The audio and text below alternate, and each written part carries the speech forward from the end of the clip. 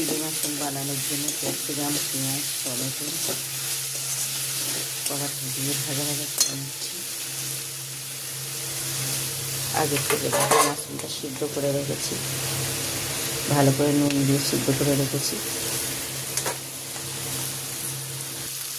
তারপর মাছটা দিয়ে দিয়েছি।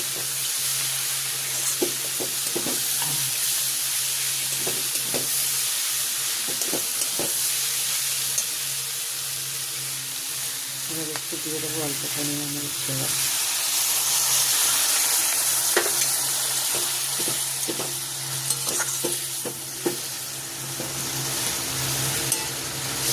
এটা নামানোর আগে একটু vinegar, soya sauce, tomato sauce দিয়ে নামিয়ে নেব।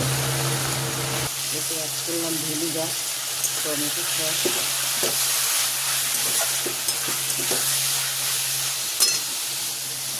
এখানে সয়া সসটা একটু ভাপিতে গুলে রেখে দিয়েছি, এটা দিয়ে দেবো।